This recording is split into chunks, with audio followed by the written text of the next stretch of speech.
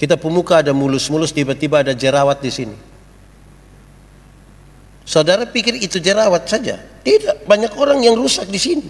Aduh, nanti orang lihat masa kita tua-tua begini jerawat lagi, kita coba pencet begini, dia pun sakit kan kecil. Yang lebih sakit itu di sini. Jadi persoalan di luar itu sebenarnya teratasi kecil saja. Ini nih. Apalagi ketika saudara berjumpa dengan masalah, saudara pikir bagaimana menyembunyikan ini masalah, bagaimana nanti kalau orang tahu, bagaimana itu yang menghancurkan kita punya isi hati. Aku berkata kepadamu, kasihilah musuhmu, berbuatlah baik bagi yang membencimu, mintalah berkat bagi yang mengutuk, berdoa bagi yang mencacimu. Kalau pipi kirimu ditampar, berikan juga pipi kanan. Aku yang memilih kalian. Mari kita berdoa. Ya Tuhan Allah, terima kasih banyak Engkau memanggil kami dalam persekutuan ini. Yang paling indah bagi kami adalah kalau kami belajar dari firman-Mu bagi kami. Tapi siapakah kami ini Tuhan? Kami orang-orang berdosa dan terbatas dalam segala sesuatu. Sungguh tidak mungkin bagi kami untuk mengerti firman-Mu, kecuali kalau Tuhan menolong kami. Oleh kuat kuasa Roh Kudus-Mu kami mohon, tolong kami supaya kami mengerti firman-Mu. Dan tolong kami untuk kami melakukan kehendak firman-Mu. Berkati setiap kami, baik yang ada di sini, maupun yang mengikuti ibadah ini dari rumah atau dimanapun. Terima kasih Tuhan, kami rindu pada firman-Mu. Di dalam nama Yesus, firman yang hidup itu kami berdoa. Amin. Bapak Ibu Saudara-saudara, di kesempatan di malam hari ini, tema kita adalah di Taman Getsemani. Dan karena itu saya ajak kita merenungkan bagian pembacaan ini menurut Injil Matius pasal 26 ayat 36 sampai ayat yang ke-46. Injil Matius pasal 26 ayat 36 sampai ayat yang ke-46, firman Tuhan berkata, di Taman Getsemani. Maka sampailah Yesus bersama-sama murid-muridnya ke suatu tempat yang bernama Getsemani. Lalu ia berkata kepada murid-muridnya, duduklah di sini, sementara aku pergi ke sana untuk berdoa. Dan ia membawa Petrus dan kedua anak Zebedeus sertanya. Maka mulailah ia merasa sedih dan gentar. Lalu katanya kepada mereka, hatiku sangat sedih, seperti mau mati rasanya. Tinggallah di sini dan berjaga-jagalah dengan aku.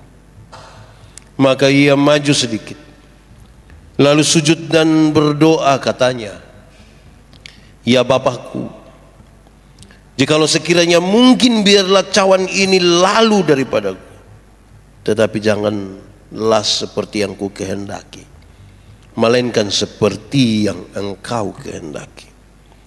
Setelah itu ia kembali kepada murid-muridnya itu dan mendapati mereka sedang tidur. Dan ia berkata kepada Petrus, tidakkah kamu sanggup berjaga-jaga 1 jam dengan aku? Berjaga-jagalah dan berdoalah, supaya kamu jangan jatuh ke dalam pencobaan. Roh memang penurut, tetapi daging lemah. Lalu ia pergi untuk kedua kalinya dan berdoa katanya, ya Bapakku, jikalau cawan ini tidak mungkin lalu, kecuali apabila aku meminumnya, jadilah kehendak-Mu. Dan ketika ia kembali pula, ia mendapati mereka sedang tidur sebab mata mereka sudah berat. Ia membiarkan mereka di situ lalu pergi dan berdoa untuk ketiga kalinya dan mengucapkan doa yang itu juga. Sesudah itu ia datang kepada murid-muridnya dan berkata kepada mereka, tidurlah sekarang dan istirahatlah. Lihat, saatnya sudah tiba, bahwa anak manusia diserahkan ke tangan orang-orang berdosa. Bangunlah, marilah kita pergi. Dia yang menyerahkan aku sudah dekat. Demikian firman Tuhan. Berbahagia setiap orang yang mendengar firman, memelihara dan melakukan di dalam hidup setiap hari. Salam. Saudara-saudara, tema kita hari ini adalah di Taman Getsemani. Saya mulai dari sebuah pertanyaan ketika tema itu disebutkan atau ketika saya bilang di Taman Getsemani. Apa yang saudara pikirkan? Apa yang saudara ingat? Apalagi ini sebuah kisah tua tentang Yesus yang berdoa, bahkan tetes-tetes keringatnya seperti darah yang meleleh. Saudara, saya ajak kita untuk memahami bahwa ketika bicara tentang Taman Getsemani, kita bicara tentang awal dari penderitaan itu. Sekarang penderitaan itu harus dimulai. Tuhan janji kepada bangsa Israel, Dia angkat menjadi anak, keluar dari tanah perbudakan, masuk tanah terjanji, dan yang terakhir adalah penebusan. Penebusan akan dilakukan di masa Yesus ini. Yesus harus melakukan ini, dan ini sangat berat. Tuhan, kalau boleh cawan ini lalu daripadaku. Bicara cawan ini janji yang tadi yang batin. Kalau boleh yang terakhir ini, yang penebusan ini lalu, karena ini terlalu berat. Saya akan disobek-sobek ini tuh, dan akan mati. Bukan karena saya, tapi karena orang lain. Ini berat. Pada saat yang sama, saya punya kuasa untuk melawan semua itu. Saya punya kuasa. Ini berat. Kalau kita diperhadapkan pada sesuatu yang berat, tapi punya kuasa untuk menyelesaikan, atau maaf, ditempatkan pada sebuah pergumulan yang berat, tapi tidak berdaya untuk melawan, terpaksa harus pasrah. Tapi Yesus punya kuasa, bisa menyelesaikan itu, dan Dia bilang sekarang, Tuhan, kalau boleh lalu daripada. Tapi Tuhan, jangan kehendakku, kehendak-Mu lah yang jadi. Doa yang kedua dia bilang, walaupun kurang lebih sama, tapi dia lebih mengarahkan begini, Tuhan, sekiranya kalau memang ini tidak bisa berlalu, biarlah kehendak-Mu yang jadi. Saudara, ini belum ditangkap, ini belum ada penyiksaan, tapi penderitaan batin dimulai di situ. Di hadapan murid-muridnya yang tadinya Petrus pernah berkata, aku akan mati bersama-sama dengan kamu. Tuhan Yesus tahu dia tidak kuat. Beberapa saat lagi dia akan menyangkali Yesus. Bahkan sekedar permintaan untuk duduk bersama-sama, berjaga-jaga dengan Yesus beberapa saat, mereka tidak mampu. Itu terjadi di Getsemani. Saya sebut dia sebagai tempat di mana awal penderitaan itu dimulai. Apa untungnya bagi kita? Apa pentingnya bagi kita? Kepada saudara-saudara saya ingin katakan, dan bagi saya juga saya ingin bilang begini. Saudara, karena kitalah Tuhan menderita. Dia bahkan nanti mati karena kita. Penebusan itu akan dilaksanakan untuk saya dan untuk saudara. Di taman itu nanti dia ditangkap. Di taman itu seseorang yang menyebut dirinya sebagai murid akan datang dan menyerahkan dia di Getsemani. Saudara bisa bayangkan kalau satu persatu yang dekat-dekat dengan kita mulai jauh. Saudara, seberapa beratnya ini? Pembacaan tadi melukiskan. Dia sedih dan gentar sekali. Seperti mau mati rasanya. Saya bicara ini dan orang bilang begini, Pak Pendeta, kan katanya dia Tuhan, kenapa dia sesedih itu? Kenapa dia takut seperti itu? Alkitab ini firman Allah. Dan Alkitab ini akan dirobek-robek, isinya akan tetap. Tapi keadaan fisiknya akan dirobek-robek, kira-kira itu yang akan terjadi. Allah di dalam dia tetap, tapi kemanusiaannya akan dihancurkan di situ. sebuah penderitaan yang sangat-sangat sempurna. Tidak akan ada manusia bertahan berhadapan itu. Apalagi kalau mengikuti satu persatu dalam tahap-tahap penderitaan itu sampai mati. Lalu apa yang dilakukan oleh murid-muridnya? Murid-murid dipisah. Mereka sampai di taman itu, tapi Tuhan bawa Petrus, Yakobus dan Yohanes. Mereka naik sedikit, lebih jauh, tapi sama. Murid-murid ini tidak mampu bertahan. Mata mereka sudah berat. Mereka mau tidur. Tidak sanggupkah kamu berjaga-jaga walaupun sejam dengan aku? Memang mereka tidak mau tidur. Mereka sudah berat dan mereka rasa aman-aman saja. Nanti ketika Tuhan Yesus bilang begini, tidurlah, istirahatlah sekarang. Karena mereka sudah datang. Itu dong tidak bisa tidur lagi. Tadi kan aman, tidak ada masalah. Waktu prajurit-prajurit mulai mendekat, itulah masalah mereka. Saudara tahu, orang kalau masalah nanti tidak bisa tidur. Gejolak mulai muncul di situ. Tadi aman. Masalah datang, kita mulai tidak bisa tidur. Jadi kalau ada yang tidak bisa tidur ini, tolong cek baik-baik. Saudara ada masalah. Karena Tuhan sebenarnya sudah siap untuk kita tidur malam. Tapi kok Pak Pendeta saya putar-putar, saya tidak bisa tidur. Nah, di taman itu kisah tentang penderitaan. Semua orang sudah tahu dari tiap waktu tentang itu. Tapi saya ingin bawa kita saudara untuk paham begini. Belajar dari apa yang Tuhan Yesus alami di Getsemani.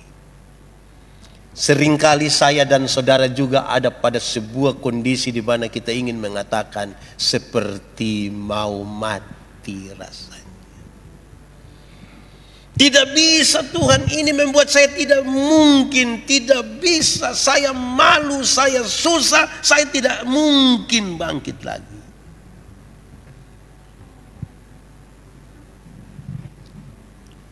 Harus tambah satu. Kenapa Tuhan izinkan itu hal terjadi? Jawabannya ada pada doa yang Tuhan Yesus bilang. Tapi Tuhan, jadilah menurut kehendakmu. Ada kehendak apa di tengah-tengah situasi yang membuat saya mau mati rasanya? Ada kehendak Tuhan apa di situ? Biarlah dalam kondisi yang berat ini saya memahami apa kehendak Tuhan di situ. Kondisi ini sangat berat Tuhan, tapi biarkanlah saya mengerti apa maksud Tuhan di situ. Itu yang ingin saya sampaikan bagi kita. Kenapa? Hari-hari hidup ini berat untuk kita lalui. Kita belajar lagi saudara. Ternyata tidak ada sebuah situasi aman yang abadi. Hari ini kita mungkin aman. Bisa tidur nyenyak, bisa makan enak. Belum tentu besok. Jam ini kita mungkin aman. Belum tentu jam sebentar. Tuhan Yesus bilang, tidak sanggupkah kamu berjaga-jaga 1 jam? Karena dalam kurun waktu kurang lebih 1 jam, ada sebuah perubahan besar di situ. Perubahan yang sangat besar dan sangat menggetarkan hati mereka. Yesus yang mereka rasa sangat luar biasa itu, dalam 1 jam ke depan ini akan kelihatan tidak berdaya. Dalam 1 jam kehidupan mereka yang aman-aman tadi dan bisa tidur itu akan berubah menjadi sesuatu yang berat. Dan karena itu Tuhan bilang, berdoalah supaya kamu jangan jatuh dalam pencobaan. Ini berat, roh penurut. Saya tahu roh penurut, dia bilang, tapi daging kamu lemah untuk menanggung ini. Dia kasih sekaligus jalan keluar. Berdoalah. Berdoalah. Tidak ada cara lain. Berdoalah. Berpikirlah kembali, Tuhan, memang ada rencanamu di sini. Tapi Tuhan tahu ini berat sekali. Itu berdoa. Roh penurut tapi daging kita lemah. Saudara, merenungkan bagian ini saudara-saudara, memang kita butuh masuk dalam sekali dalam sebuah kondisi gelap di taman itu setelah perayaan makan sama-sama dengan para murid. Dan mereka pergi ke situ untuk menyaksikan bagaimana Tuhan Yesus akan memulai penderitaannya. Tapi masuk dalam penderitaan itu apa yang Tuhan Yesus lakukan? Berdoa. Berdoa. Kasih tinggal semua hal yang menjadi kekuatan kita dan lakukan satu hal ini, berdoa.